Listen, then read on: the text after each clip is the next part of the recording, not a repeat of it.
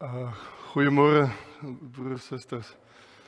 Dit is so goed om elkeen van julle in die kerk te sien. Ek waardeer elkeen van julle se teenwoordigheid, so dit ons waardeer mekaar. Ek kyk so deur julle, dan besef ek ook hoe die stikkindheid van die ou wêreld ons raak. Dink aan Marina wat haar ma verloor het op 101. Marina Lombard, groot gebeurtenis in mense lewe. Christo wat sy broer verloor het. Pierre wie se pa so siek was. So gaan ons deur baie goed, en mag het so wees dat ons teenwoordigheid hier ook vir ons versterk en troos bring, vir ons inspireer. Mag ons elkeen vanoggend geïnspireerd hier weggaan. Kom ons sing, vriende. Ek het 2 liedere. Vervul my hart met dankbaarheid, en ek wil sing van al die liefde. Kom ons sing die 2 liedere saam.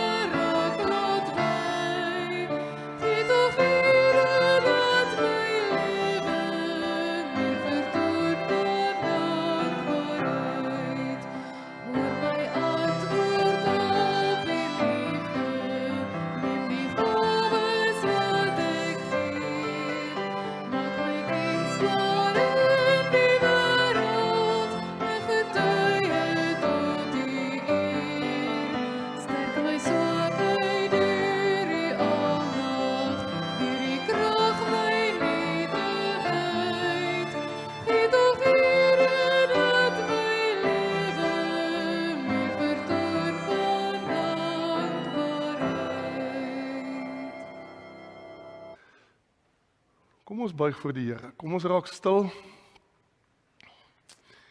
En kom ons wend ons in hierdie oomblikke tot hom.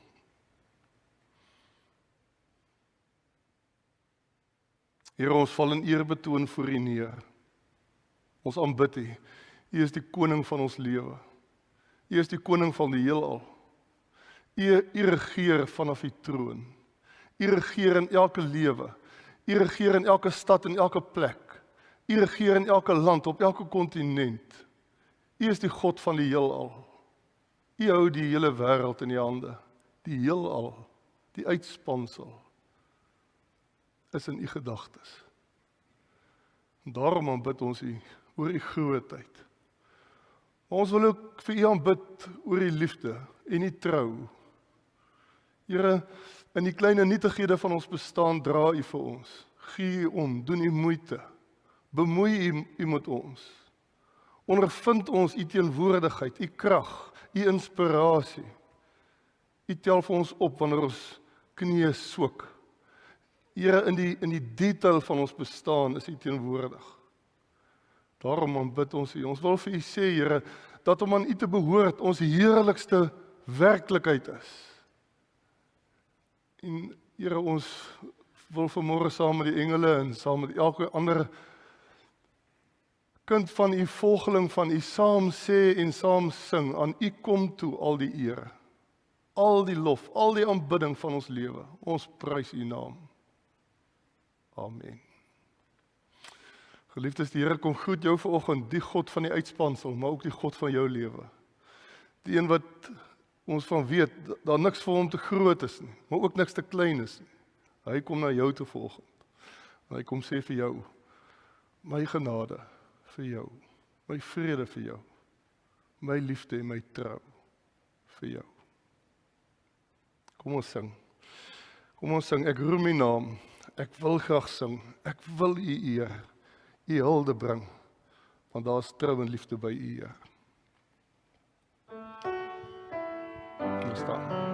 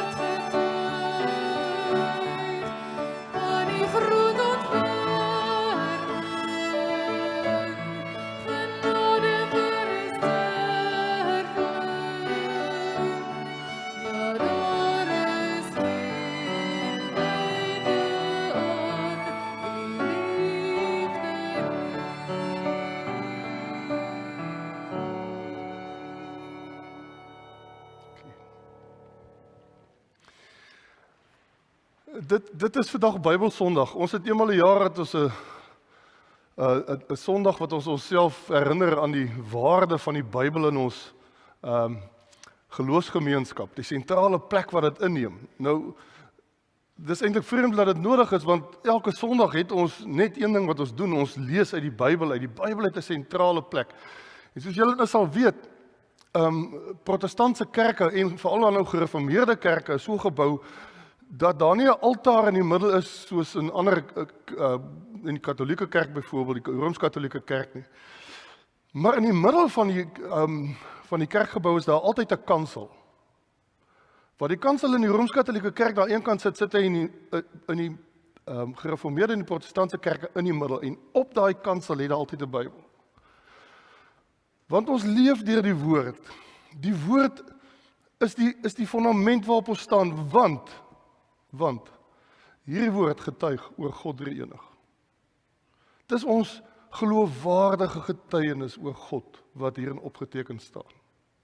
Daarom het die woord gesag, omdat dit oor God drie-enig geloofwaardig getuig. En vriende, dit is die wonder daarvan dat ons hierdie woord tot ons beskikking het, dat elkeen 'n Bybel het, waarskynlik verskeie Bybels het, die meeste van ons. En ek gaan net so 'n klein greepie maak in die geskiedenis van die Bybel. Die kinders sal weet, daar is 66 boeke in die Bybel, 27 in die Nuwe Testament, 39 in die Ou Testament. Dit het oor eeue ontstaan deur talle en talle skrywers wat daaraan meegewerk het. Onder inspirasie van die Heilige Gees. Gewerk het, nie geweet het hulle skryf 'n Bybel nie. Nie geweet het dit gaan saamgevoeg word in hierdie 66 boeke nie. Eintlik 'n biblioteek van boeke nie, wat ons hier het nie. Selfs in dieselfde boek, soos in Jesaja, sien ons is daar verskillende skrywers wat skryf, in verskillende eras. Maar dit is uiteindelik saamgestel as die woord van God, as die boek wat geloofwaardig getuig oor die drie-enige God. Sy bestaan met mense.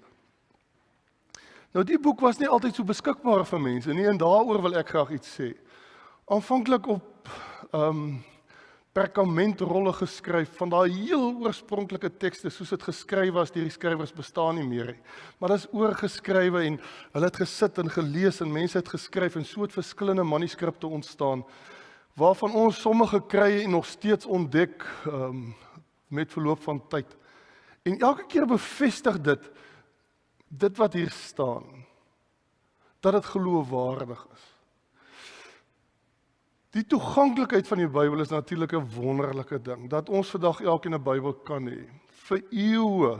Trouwens, in die eerste 16 en 1500 jaar, 1500 jaar, het mense nie toegang gehad tot hierdie boek, na Jesus nou, tot die boek. Die boek was ook nie so gefinaliseer nie, hy het so met tyd gegroei tot hierdie boek wat ons vandag het. Maar toe hier in die begin van die 16de eeu, het daar 'n wonderlike ding gebeur. En ek wil graag vir julle terugvat, net so 'n bietjie voor dit, en laat ons gou kyk na die skyfies wat hier is. Dat wonderlike goed begin gebeur hier na die middeleeue. Hier sien jy in die tydperk 1400 tot 1468 leef daar 'n man met die naam van Johannes Gutenberg. Daar in Mainz, in die suide van Duitsland, en hy ontwikkel 'n besondere drukpers. En daar staan die drukpers, terloops daai foto het ek self geneem, daar in Mainz. Dis die beroemde, befaamde Gutenberg drukpers wat daar staan. Die volgende foto is ook, julle sal sien daar agter die drukpers staan daar so 'n rakkie met klein rakkies in. En daarin het die letters van lood en tin gelê wat hulle gepak het, as jy die volgende foto wys, wat omtrent so gelyk het as dit gepak is, en dan is dit op 'n plaat geplaas, letterlik elke letter van die Bybel en met ink gesmeer, en dan is dit gedruk, met 'n pers, letterlik gedruk, vasgedruk op daai letters. Uiteindelik is die Gutenberg Bybel in 1455, lyk hy so. As jy nou dink, daar's 'n bladsy uitgehaal uit daai Bybel uit. Hy lyk so. Julle sal sien, daai ene kan jou daar hou so 'n bietjie. Julle sal sien, hulle het toe nou al hoe meer begin om die Bybel al hoe mooier te maak. Jy weet, soos met sketse en letters wat uitgelig is. Daai Gutenberg Bybel is natuurlik in Latyn.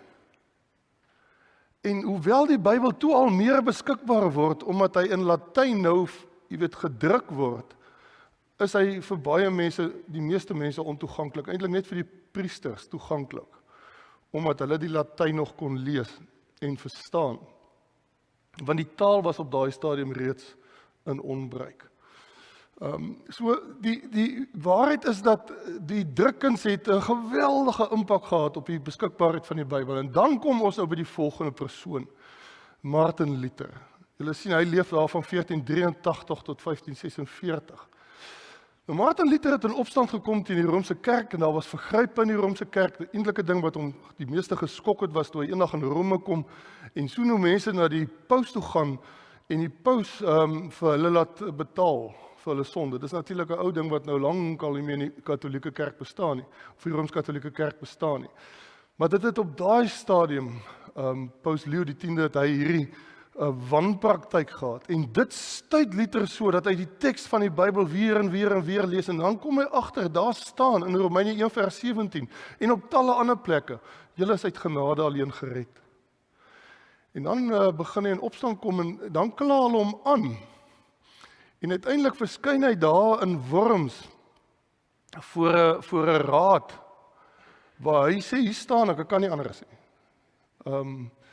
En dan moet hy vlug vir sy lewe. En eindig hy in die volgende skyfie is daar 'n prentjie in 'n vertrek in 'n kasteel in Wartburg. Dis 'n end van Worms af waar hy gaan wegkruip het, want hulle wou hom te doodmaak. En eindig hy daar en begin hy die Nuwe Testament vertaal in daai vertrek. En hy vertaal die Nuwe Testament in Duits. En hy doen 'n ongelooflike vertaling. En uiteindelik later doen hy die Ou Testament gedeelte by en daar is Luther se Bybel. Toeganklik, heeltemal toeganklik, leesbaar in Duits.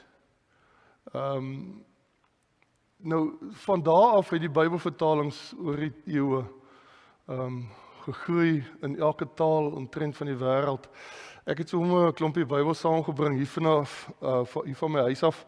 Hier's 'n Bybel in Duits. Nee, hierdie een is in Nederlands, ek is jammer. Is in Nederlands. Daar is die Bybel in Duits. Daar is die Nuwe Testament in Grieks. Daar is die 2020 vertaling wat verlede jaar verskyn het in Afrikaans. Daar is the Holy Bible New International Version. Hier's 'n vrye vertaling van die Bybel, The Message, wat ons almal graag lees, omdat dit so lekker lees, maar nie noodwendig 'n direkte vertaling nie. Hier's die 1953 vertaling, hier's die Bybel in Hebreëus. En hierdie Bybel wat ek nou gaan oopmaak, is die Ou State vertaling. Dis 'n familiebybel in Nederlands. Dis ons familiebybel.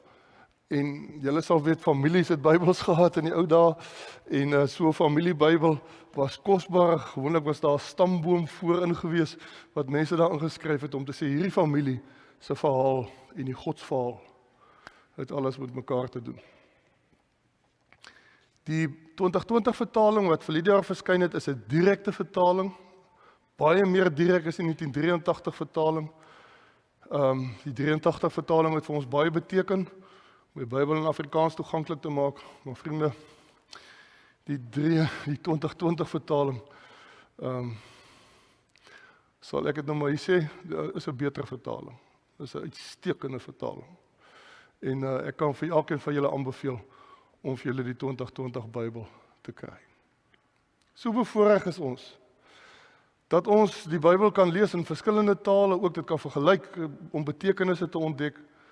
Die Bybel is die toegang wat ons het, die roete na die verstaan van wie God is. Daarsonder kan ons nouliks lewe.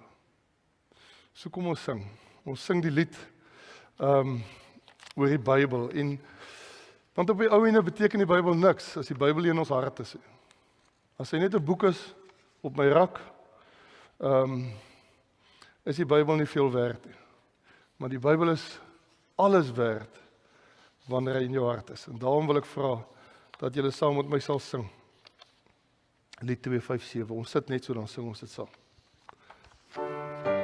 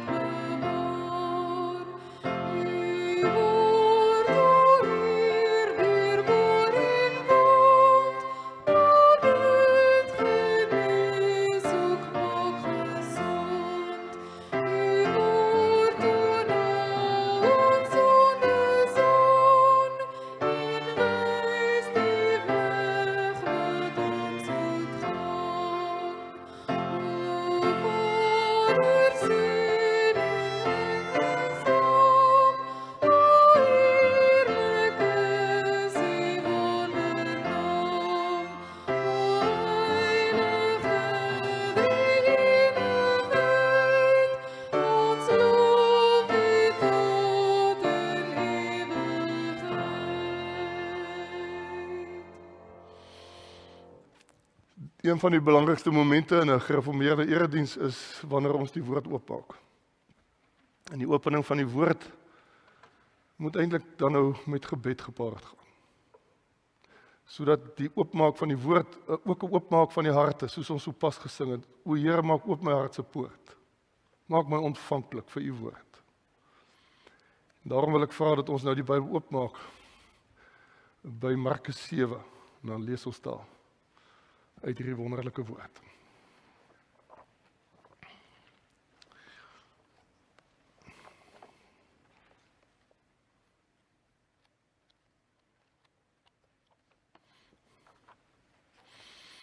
Nou vriende, die woord word lewend deur die Gees. Woord en Gees werksaam.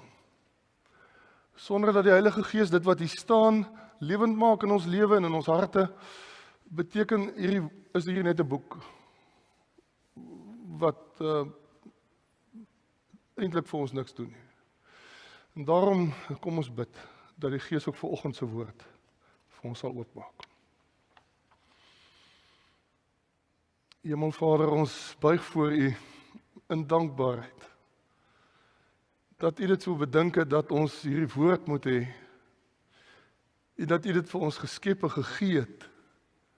Weliswaar deur mense, weliswaar deur menslike nadenke, deur menslike inset, weliswaar so dat ons kan sien hoe die skrywers ook in hulle persoonlikheid en aanslag en perspektief verskil, het u dit alles bymekaar gesit, sodat ons met al hierdie perspektiewe gedien word, sodat ons vir u kan ken, sodat ons vir u kan verheerlik met ons lewe. Ons aanbid u daaroor, ons prys u Here, omdat u in die grootheid ons nietigheid gesien het en besef het dat ons nie sal verstaan nie. Dat ons nie die dinge wat daarbo is kan bedink sonder hulp nie. Dankie dat ons hierdie kosbare Bybel het. Ook in Afrikaans, ons huistaal, ons moedertaal, die taal waarin ons bid, sodat ons vanuit hierdie woord kan leef. Here, dankie dat ons 'n nuwe vertaling het, 'n direkte vertaling. Here, baie dankie dat daar mense was wat met soveel toewyding en ywer gewerk het om hierdie boek vir ons net nog meer toeganklik te maak. Here, ons wil nou bid dat u deur die Gees ons gedagtes sal verhelder, sodat ons nie die prediker sal hoor nie, maar die woord sal hoor. Sodat ons self die woord sal interpreteer. Sodat elkeen wat hier sit self sal oopmaak vir u Gees van God, vir u inspirasie en leiding. Ons bid dit in u naam. Amen. Markus 7, die Fariseërs en sommige skrifgeleerdes wat van Jerusalem af gekom het, kom toe by Jesus. Is tog tel dit tog net op, hierdie mense is ingestuur na Jesus toe. Ons sal vandag sê, hulle is ingebus met 'n bus aangegryp.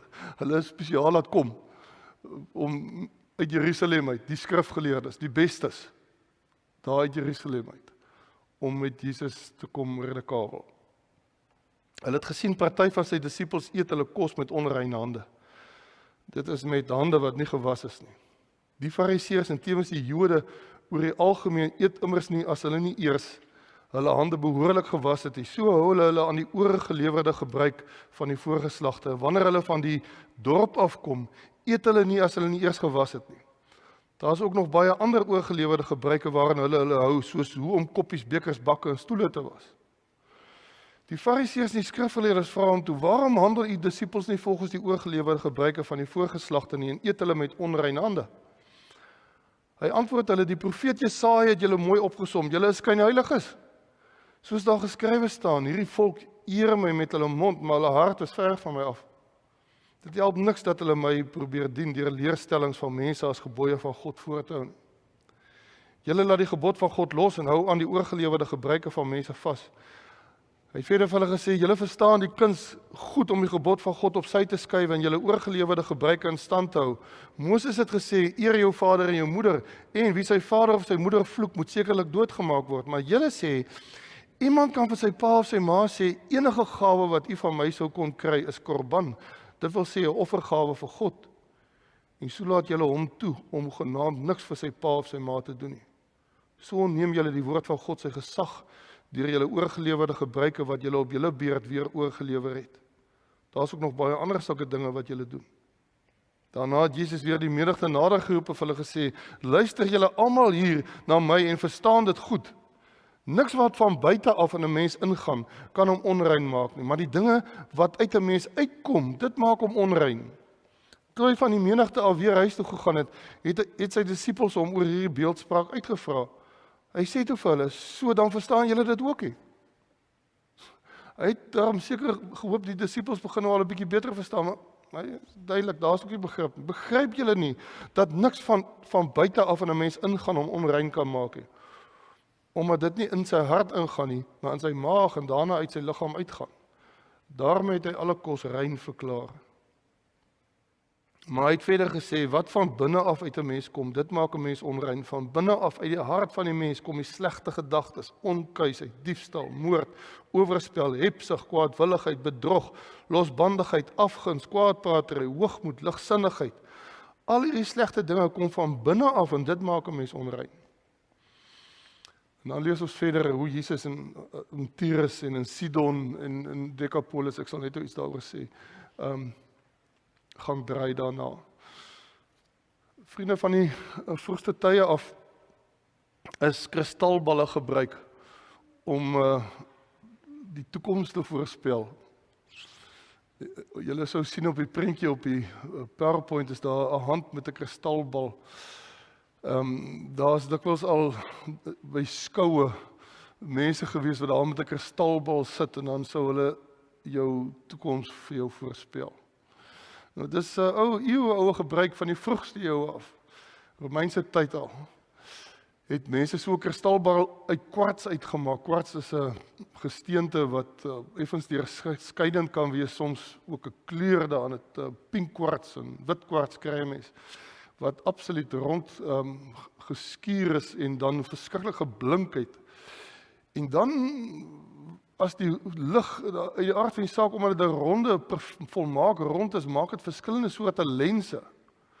En as met 'n speling van lig en die retraksie van lig kon daar 'n beeld verskyn daar. En op grond daarvan het die mite ontstaan dat jy in 'n kristalbal beelde van die toekoms kan sien. Nou, dis natuurlik nie korrek nie, dit kan oor die toekoms niks sê nie, maar die metafoor het bly staan, dat as ons oor die toekoms wil dink, dan kyk ons in die kristalbal van die toekoms. Sommige 'n metafoor wat ons nog steeds gebruik. Nou, ons wil almal graag in 'n kristalbal die toekoms sien, want die toekoms lyk glad nie meer soos wat dit 10 jaar terug gelyk het. Trouwens, die toekoms lyk nie eers meer soos dit 5 jaar terug gelyk het. In die tempo wat goed nou verander, lyk die toekoms voortdurend anders en maak die toekoms 'n mens in 'n groot mate bang. Daar verander op die oomblik soveel goed, en nie net op die oomblik, die verandering versnel al die laaste 100 jaar. In die afgelope 200 jaar het die wêreld se bevolking van 1 biljoen mense na 7.9 toegeneem. Dink nou net, 1 biljoen mense in 1800, nou 7.9, amper 8 biljoen mense. Dit verander alles. 8 biljoen mense wat ten minste 2 maal op 'n dag moet eet. As ons dit sou terugneem na die tyd van Jesus, hoeveel mense toe daar was en hoeveel daar nou is, massiewe verskil net deur getalle. Hulle sê op die oomblik is daar 35.000 lewende spesies wat se lewe bedreig word. 35.000 spesies. So die wêreld beweeg vinnig en ons is bewus van al die ekologiese goed wat aan die gebeur is en hoe die in die Noordpool, Antarktika smelt, en ons is van al hierdie goed bewus, en dit skep by ons angs. Dan is daar die 4de industriële revolusie. Daar is 'n verlies aan werkgeleenthede wêreldwyd. Mense onttrek uit werk uit, baie keer omdat hulle gewoon nie kan werk kry nie, en moet uit hulle huise uit vir hulle probeer oorlewing verseker. En dit is 'n proses wat tempo opbou, momentum kry. Die term word deesdae gebruik vir die samelewing waarin ons leef as 'n sogenaamde liquid society, 'n vloeibare samelewing waarin alles vloei. En dit vloei nie noodwendig in een stroom in dieselfde rigting, dit vloei net. Dis soos 'n vloed. En ons word in verskillende rigtings dikwels meegesleer. En dan wonder jy, wat se impak het dit op mense se gedagtes, op mense se denke, op mense se gewoontes, op hulle kultuur? Hoe impakteer dit ons kultuur? Hoe gaan dit in die volgende jare ontvou in die kultuur, die gewoontes en gebruike van mense reg oor die wêreld? Ons hoor van krimpende kerkgetalle wêreldwyd. Die formele kerk. Hoe gaan dit gewoontes verander? Nou, in tye van onsekerheid reageer mense gewoonlik op 'n manier, en baie drasties dikwels, reageer mense, veral op 3 maniere, ek dink daar's baie maniere, maar ek wil veral 3 uitwys. Party mense raak fundamentalisties, hulle sê, kom ons maak meer reëls, ons skryf die reëlboeke dikker, en ons oefen, ons hou vas, ons gesag oor wat aangaan in hierdie liquid society, in hierdie vloeibare wêreld.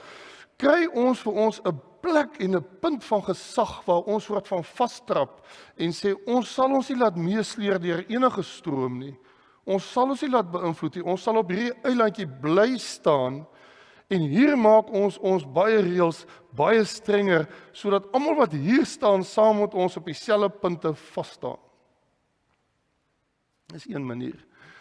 'n tweede manier is natuurlik dat mense terugval in etnisiteit.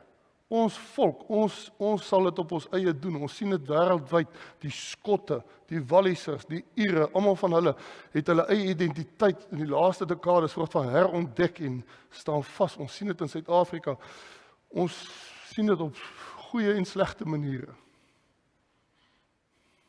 As nie noodwendig iets aan my verkeerd hier. Dit is 'n manier hoe mense voel, hier as volk sal ons vasstrap en ons nie laat meesleer deur al die bewegings wat daar is. Tussentyd gaan al die ekonomiese goed aan en hierdie mense moet bly staan. Natuurlik kan volke en groepe ook aanpassings maak, maar met 'n sterk klem op die bou van hulle identiteit. Dan is daar ook die sogenaamde plaaslike lojaliteite waar mense sê, maar hier plaaslik het ons beheer. Hierdie dorp van ons sal ons anders maak. Of hier in die stad sal ons 'n enklawe skep. En ons sien dit in Suid-Afrika al hoe meer. Dat jy 'n samelewing het wat in chaos is, ekonomiese chaos, en dan hier middel in daai samelewing is daar 'n enklawe geskep. 'n sekuriteitsdorp wat eintlik onafhanklik van die net af, van die grid af, van alles af. Hier eenkant as 'n ryk, selfstandige, selfversorgende, eie skool, eie hospitaal, eie alles, hier binne skep ons eie identiteit, maak ons eie reëls, hier hou ons dit soos dit. En dit gebeur wêreldwyd op baie plekke. So mense het baie keer in hulle plaaslik, ons dorp, ons sien dit baie keer interessant genoeg met koerante, dat groot globale koerante swaar gekry het as gevolg van die sosiale media, maar dat plaaslike koerante beter verkoop het. Die heel plaaslike koerant. Ons leef eintlik in 'n al kleinere gemeenskap. Hoe oper die wêreld raak, hoe meer keer ons terug na ons klein gemeenskap, daar kan ons nog veilig voel. So daar's verskillende reaksies soort van op die vloeibaarheid van die samelewing. En vriende, daar is nog talle ander voorbeelde. Maar vir ons as Christene wat in die glasbal kyk, op hierdie dag sê ons dit so helder en duidelik vir mekaar, is hierdie woord eintlik ons glasbal. Dis nie 'n glasbal nie, dis die lewende woord van God, waaraan hy in 'n tydlose plek ingaan, van sê oor alle tye, hoe vloeibaar of hoe staties dit ook mag wees, spreek hierdie woord tot ons, en moet ons vanuit hierdie woord ons toekoms verstaan. Nou kom ons in Markus 7 vandag in die teks kom met die leesrooster uit. En dan vra mens jouself die vraag af, hoe kan 'n mens deur hierdie teks iets sien van die toekoms? En dan is dit nodig dat 'n mens dalk 'n bietjie na die groter Markus kyk en die groot prentjie van hierdie evangelie goed verstaan. Markus se verhaal is die verhaal van Jesus wat in konflik is met die gesagvoerders. Dit gaan presies oor gesag. Wie het gesag? Wie het greep op die wêreld met 'n gesagsaanspraak? En natuurlik is daar dan verskillende groepe. Die Joodse elite is die een groep. Hulle is 'n kleinerige Joodse party, of laat ek eers sê, daar is 'n kleinerige Joodse party, die Fariseërs, wat groot verteenwoordiging het in die Joodse raad. Hulle is deel van hierdie elite. Dan is daar die Sadduseërs, wat uit die ou Lewiete stam uitkom. Al die hoëpriesters was Sadduseërs, ryk Jode, wat hulle greep op die werklikheid het met die gesag wat hulle op aanspraak maak. Dan is daar die familiehoofde, wat ook in die Joodse raad verteenwoordig is, en wat ou familiegebruike soort van voortsit, en sê ons praat met gesag, ons het greep op die werklikheid, en hulle is in 'n moeilike werklikheid. Hulle sê, maar in hierdie groot moeilike werklikheid van die Romeinse ryk, is dit hoe ons plaaslik onsself sal handhaaf, terwyl al die kragte van die Romeinse ryk rondom hulle in beweging is. En dan natuurlik is daar die skrifgeleerdes. Nou beide die Sadduseërs en die Fariseërs het hulle skrifgeleerdes gehad, wat soort van aan hulle dan nou gesag gegee het as partye, waarop hulle aanspraak gemaak het uit die boek uit. Uit die boek uit. Nou, teenoor hierdie gesagsaansprake kom staan Jesus met 'n totaal ander gesagsaanspraak. En vriende, dis wat ons moet hoor. Ons moet hoor dat boonbehalwe die natuurlike kragte wat uitspeel in hierdie samelewing in Galilea, staan Jesus met 'n totale ander gesagsaanspraak. In die Markus verhaal is daar min of meer 4 rolspelers. As jy dit soos 'n groot toneel sal sien. Dis geskiedenis. Maar as jy dit soos 'n groot geskiedenis toneel sou sien, is daar die elite, hierdie Joodse elite, daar's Jesus, daar's die disippels en daar's die skare. En die skrywer skryf hierdie verhaal in 'n beskrywing van die dinamika tussen hierdie 4 rolspelers. Die Joodse elite, Jesus, die disippels en die skare. Binne die Romeinse konteks leef hulle in Galilea, die Pax Romana het gegeld van 27 voor Christus af, het Augustus die keiser die Romeinse ryk groot gevestig, maar die reëling was, elke klein groepie, volkie, kan homself regeer. Net solank hulle belastings betaal aan die groot ryk. Daar kan julle julle eie reëls maak. So hulle kan dit nie doen met wette nie, die Romeinse wet geld. So waarmee doen hulle dit in Galilea? Met godsdienstige reëls wat hulle maak uit die boek uit. En op verskillende vlakke lê daar reëls. En hulle het skrifgeleerdes wat presies sê wat die boek sê, en dan het hulle mense wat bepaalde lense daarop het, partye, en dan dwing hulle dit af. En dan sê hulle, so sal ons binne hierdie groot ruimte van die Romeinse ryk sal ons bestaan.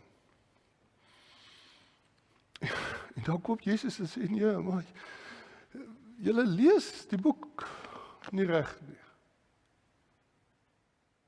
Van die blote feit dat jy 'n boek het, beteken nog nie dat jy dit reg lees nie. Dat jy dit verstaan wat daar staan nie. Dat jy regtig dit met begrip en insig lees nie, want die boek gaan nie oor die boek nie. Die boek gaan oor God. Die boek gaan oor God en sy koninkryk. En dit probeer Markus dan uitspel. Markus begin deur te sê, Jesus se bediening het begin. Heel aan die begin het hy begin deur te sê die koninkryk van God het naby gekom. 'n Ander koninkryk, nie hierdie koninkryk van julle nie, het naby gekom. Dit bou op die konfrontasie tussen Jesus en die elite tot in hoofstuk 8. Daar sê die elite vir hom, hy moet vir hulle bewys bring van sy gesag. Hy maak nou al hierdie gesagsaansprake, doen vir ons 'n wonderwerk, dan sal ons glo jy het gesag. Dis kop aan kop. Nou moet jy 'n slag vir ons 'n bewys gee. Dan sê Jesus, ek gaan nie vir julle bewys gee nou nie. Natuurlik het hy later vir hulle die volle bewys gegee van sy gesag. Maar die kwessie waaroor dit in Markus gaan is oor die gesag. Met watter gesag maak julle die reëlings? Ek wil julle gou vat na hoofstuk 2 toe. Dit is baie interessant. As jy die evangelie lees deur hierdie lens, dan sien jy hier wonderlike goed. En julle kan gerus in hoofstuk 2 'n bietjie saam met my deurblaai. Ek gaan net vinnig deurgaan. In hoofstuk 2 vers 1 maak Jesus die verlamde man gesond en dan vergeef hy hom sy sonde. Hoor julle daai gesagaanspraak om in 'n Joodse samelewing op te staan, 'n man gesond te maak en dan sy gesonde te vergewe. Hulle was minder gepla oor die wonderwerk wat hy gedoen het. Maar toe hy sê, hy vergewe die man se sonde, toe is daai Jode kwaad. Wie is hy? Wat 'n gesag het jy om dit te kan sê? Dan sit hy aan tafel saam met die tollenaars en die sondaars en hy oortree al wat die Joodse reinheidswet is. Maar hy neem die sondaars in die sfeer van God se genade. Met wat 'n gesag sou jy dit doen? Dan konfronteer die Fariseërs vir Jesus omdat die disippels nie vas nie. Natuurlik nou vir hulle reëls verskriklik belangrik dat jy moet vas. Hulle het op Maandag en Donderdag gevas. Dan sê Jesus, maar vir sy disippels is dit 'n tyd van feesviering want hulle leef nou saam met die Messias. Hoor julle sy gesagsaanspraak teenoor hulle gesag? Julle Peter nou moet vas, maar hierdie disippels is nie nou by vas nie, hulle is by feesvier want hulle leef saam met die Messias. Die arme Jode moes gesidder het onder die aanspraak. Dan vryf die disippels op 'n dag koringare uit op 'n Sabbatdag. En dan doen Jesus 'n interessante ding. Hulle vat hom aan omdat die disippels dan nou werk op hierdie Sabbatdag, die koringare het loop uitvryf. En dan lê Jesus vir hulle die skrifte uit. Hierdie skrifte wat hulle uitlê, lê hy dan beter as hulle uit. En hy vat hulle na tekste toe wat hulle klaarblyklik nie gelees het nie, om te verduidelik dat hierdie woord eintlik 'n genadewoord is. Dat dit eintlik 'n genadewoord is. In buitengewone omstandighede het menslike nood voorkeur bo die wet, wys hy vir hulle. Dan in hoofstuk 3 se begin sê is Jesus op die Sabbatdag in die sinagoge en hy maak die gebreklike man se hand gesond.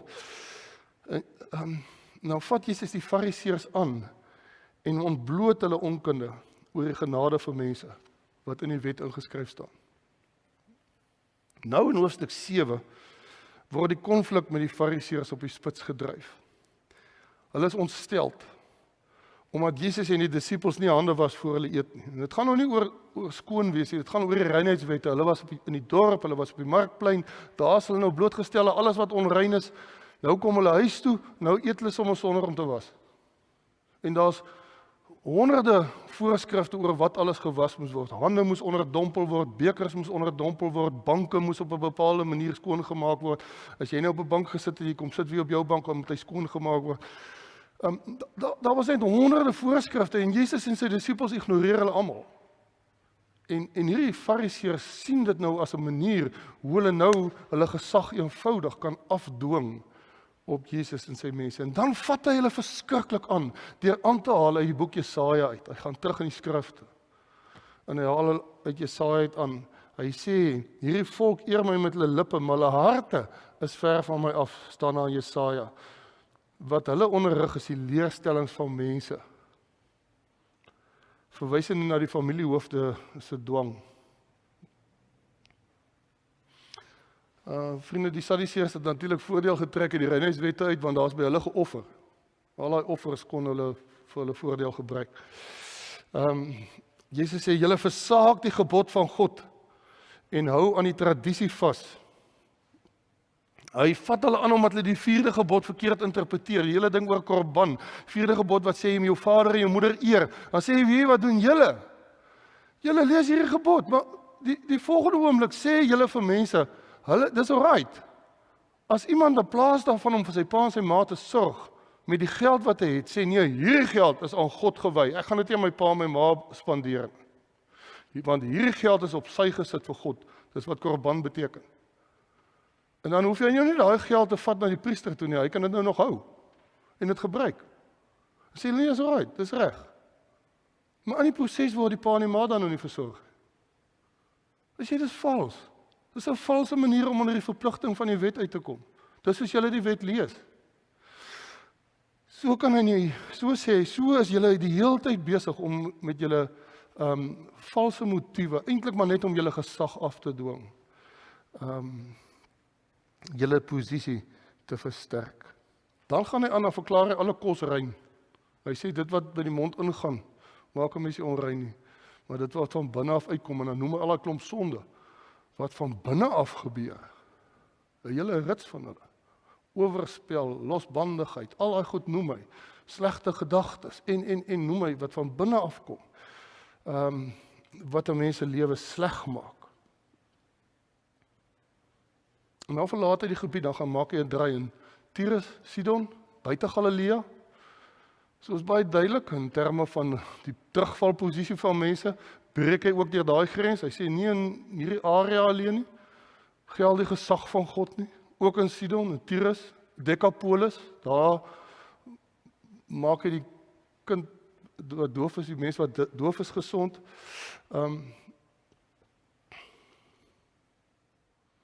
So nou moet ons goed dink. As jy in die glaspaal kyk, gaan die wêreld al hoe meer gepolariseerd raak. Ons gaan al hoe meer verdeeldheid hê in die wêreld.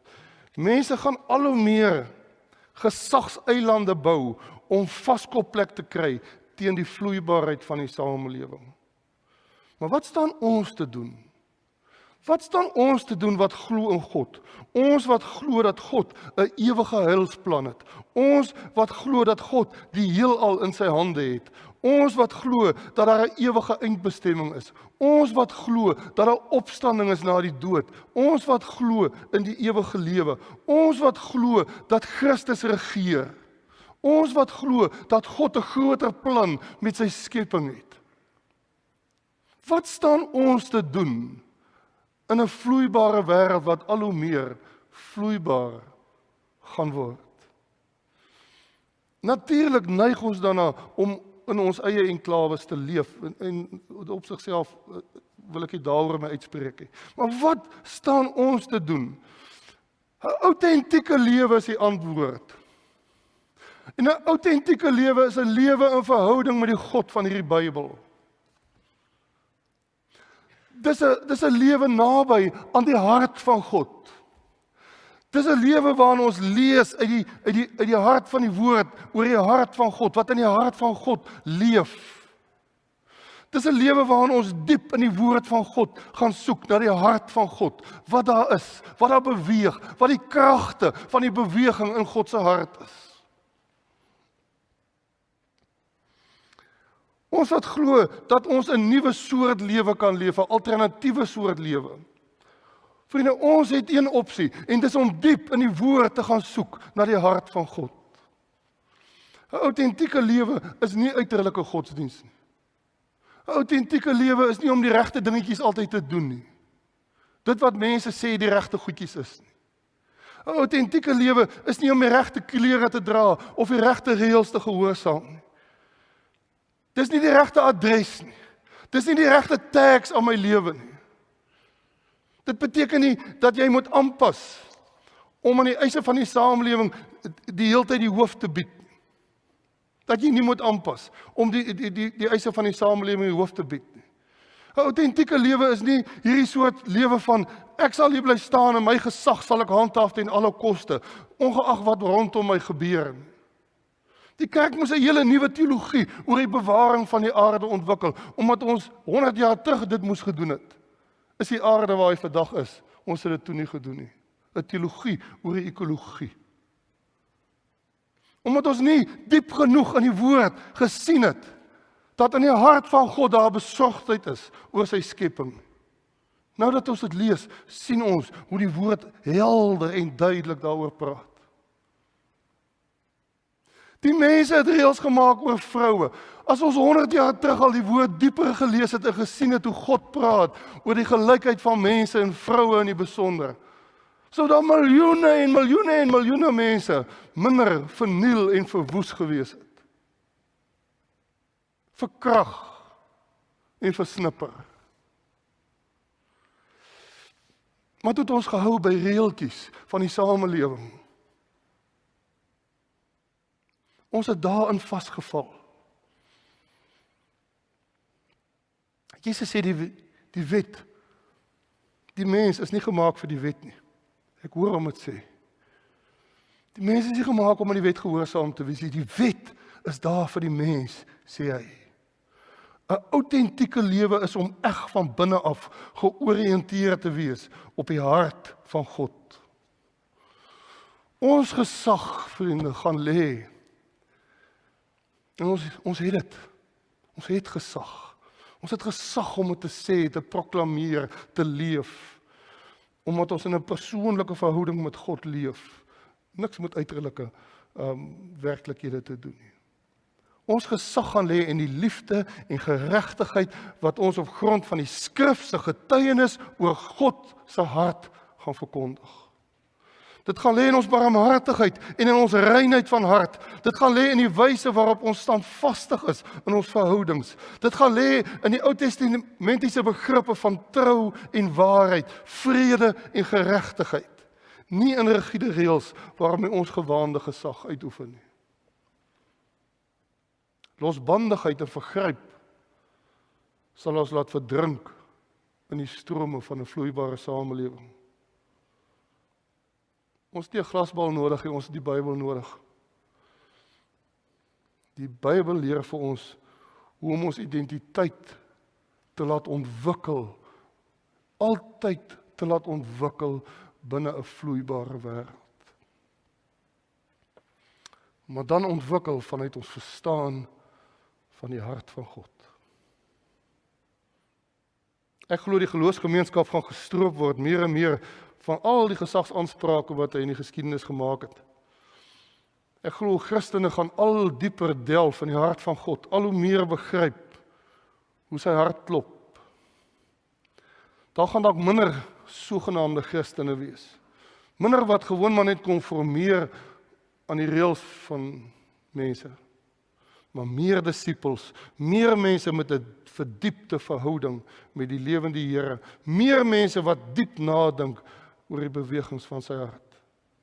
Dis die mense wat sal sorg dat die strome van die samelewing nie net wyd vloei nie, maar diep vloei. Ons sal vlot bly. Omdat die gesag nooit in onsself is nie. Nooit in dit wat ons as ons reëls maak nie. Ons sal vlot bly in 'n vloeibare samelewing. Omdat ons gesag daarin is dat ons die hart van God ken. Omdat die woord dit vir ons leer. 'n God van waarheid en trou. 'n God van vrede en geregtigheid. 'n God van liefde. Amen.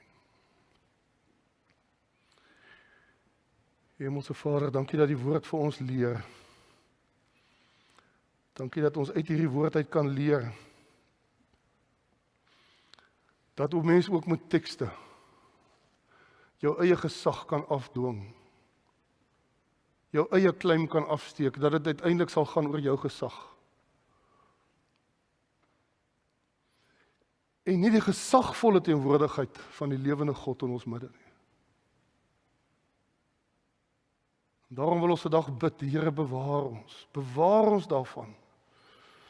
dat ons hierdie woord so ons eie maak, dat dit ons woord is, en nie u woord nie.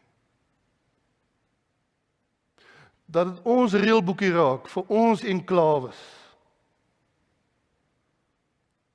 Terwyl die boek gaan oor u hart,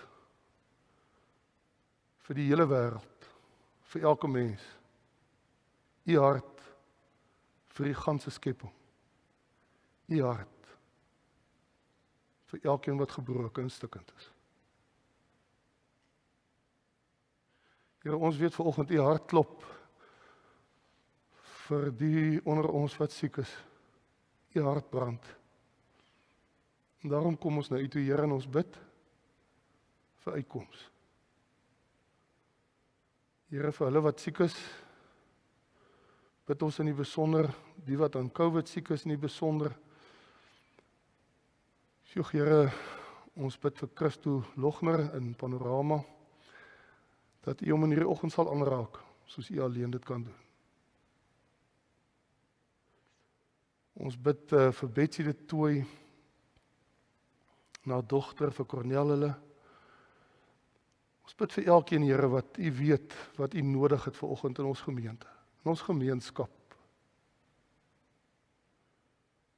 Ons weet, Gees van God, dat u lewend is, dat u werksaam is, dat u teenwoordig is. En daarom maak ons aanspraak op u gesag in mense se lewe. Ook wat hulle gesondheid aanbetref. En bid ons vir hulle. Ons bid vir mekaar, ons bid, Here, dat ons in hierdie tyd sal kop hou, sal hart hou, sal pad hou,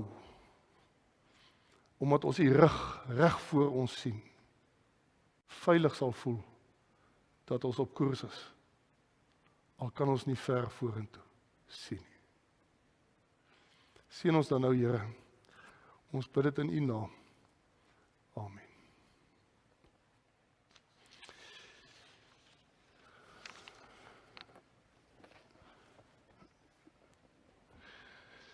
Ons gaan afsluit, ons sing lied 280 en dan sluit ons daarmee af.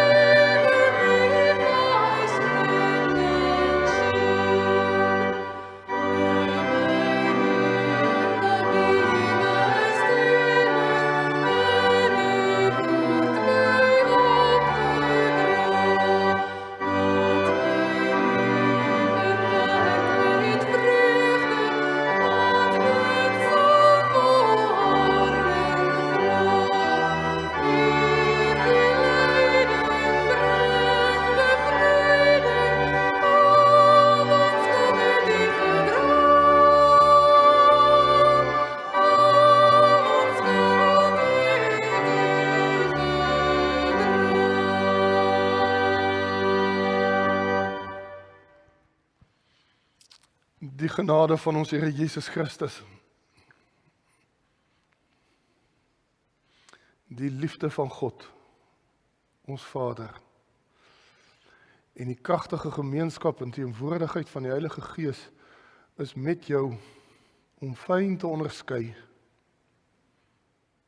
wat in die hart van God aangaan en wat sy wil is vir jou lewe. Amen.